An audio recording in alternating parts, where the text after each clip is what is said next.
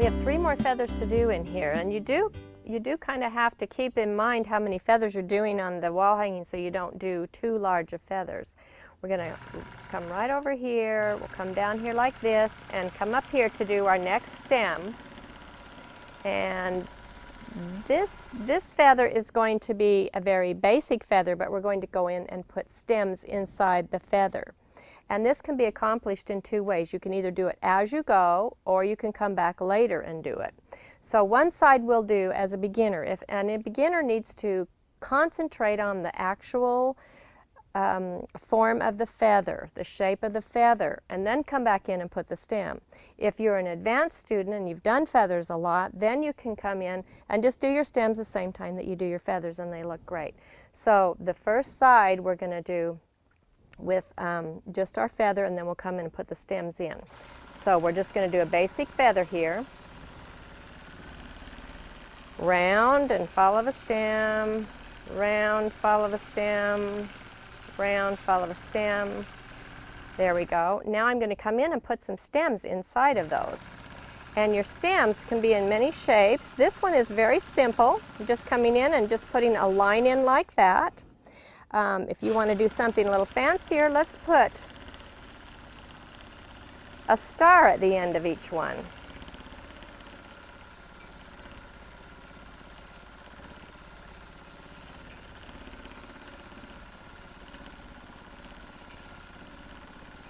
There's our star. Now we're going to come down here with our stem and then back up. This time we're going to do the stems as we're actually making the feather. Now I've got the feather here, so now I'm going to do a stem. I'm going to change from the stars and the regular stems here. We're going to do, again, that half circle, and then completely round, half circle, half circle. I call that a ghost stem. So there's our feather, half circle, circle all the way around, half circle. Isn't that cute? Almost makes it look like polka dots inside of there. Okay, that's our ghost stem.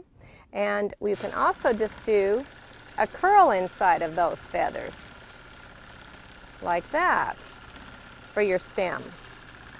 You can see as I do the feather, I'm doing the stem at the same time, and that's what you would do as an advanced student. When you learn how to do your feathers really well, that's your reward. You can do the stem at the same time.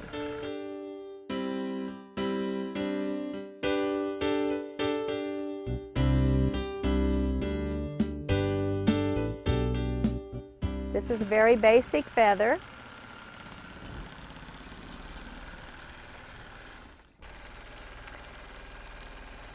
As you make the feather, you come up at the same time and make your curl, but notice that it takes the place of a feather on the stem.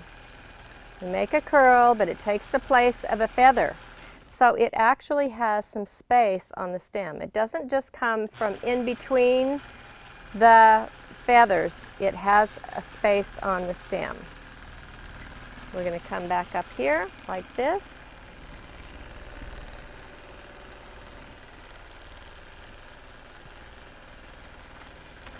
Come in here with our curl, it takes the place of a feather on the stem. And we left that stem big enough so that we can do a stipple stem. There we go. So we'll come back in here and we're going to do little curls just into the middle and out, into the middle and out, almost like little pinwheels to do on this stipple stem for this feather.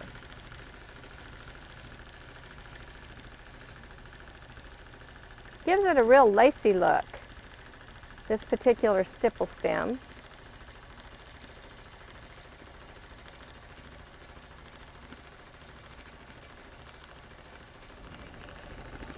And I'm just going to kind of do a curl there at the top, and I'll stop there.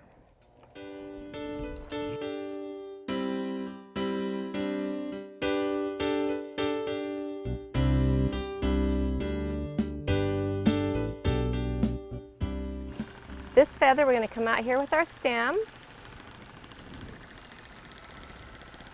make our feather, and we're going to do little ghost curls. Do you remember the little ghost that I did over here inside for the stipple stem? We're going to come up here,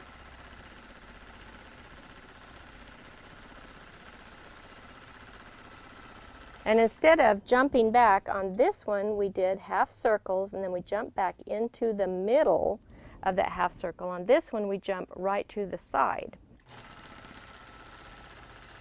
So here we come up with our little curls, and then jump back into that same area.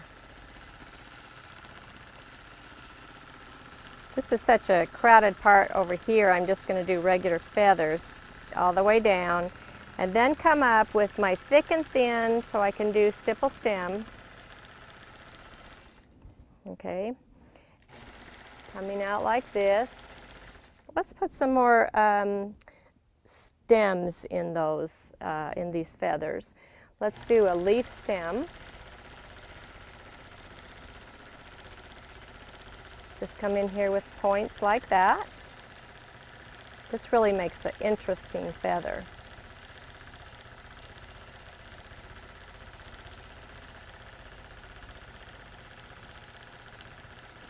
Do another one of our ghost curls, like that.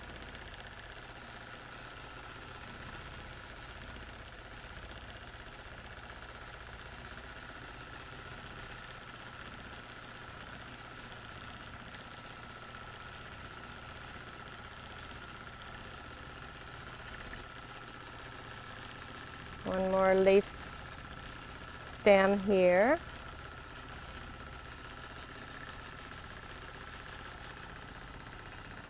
Now we're going to come back inside of this stem and actually do another technique. This I'm going to do half circles all the way to the top. Now I could leave it with half circles, but I can also come back in there and make either a stained glass effect or the pumpkin seed effect. I think I'll do the pumpkin seed. And to do that, I'm going to make my half circles come back and jump into the middle of the last half circle. Like this, so it comes right back. I'm jumping the opposite direction now, making half circles the opposite direction, jumping into the middle of that last half circle.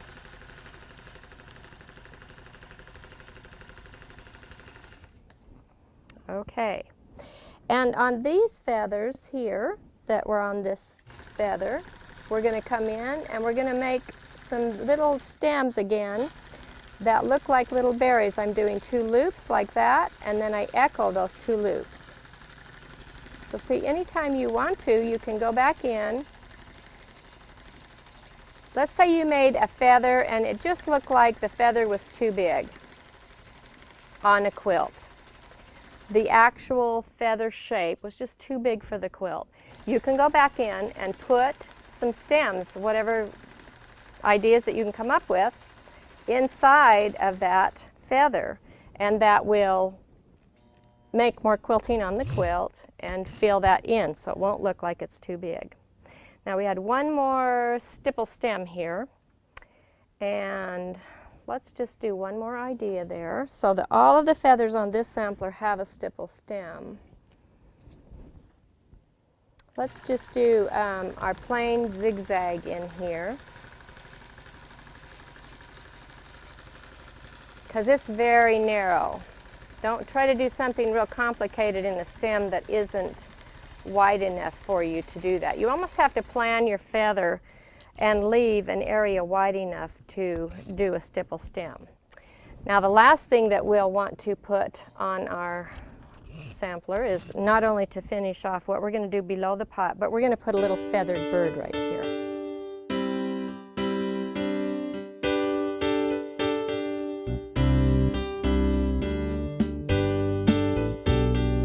Okay, this little area is so small that the bird might look a little bit like a butterfly. But we know what a bird looks like. We're going to start here with one of the wings. And this wing is going to be feathered, since this is a feather. Now notice that they all come together. They all have like a base.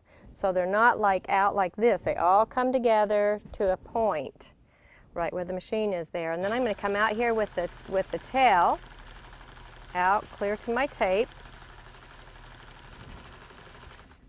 And on the other side, I'm going to have my little feathered wings. Maybe you can see a little bit better what it's starting to look like now. And the head, birds have a little bit of a brain and then a beak. So we'll do a little brain and a beak and then come right straight back in like that. And there's our bird.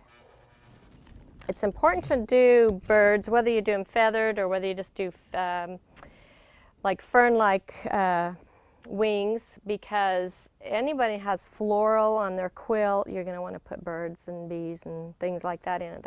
That sets you apart as a quilter.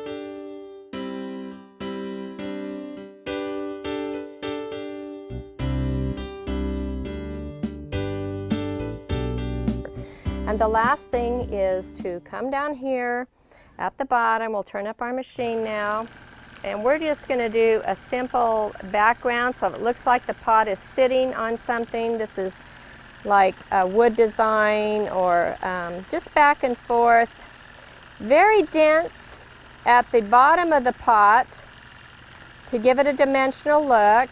And then as we get toward the bottom of the wall hanging, we will get larger spaces in between those areas that we're stitching so that it looks like it's getting closer to us.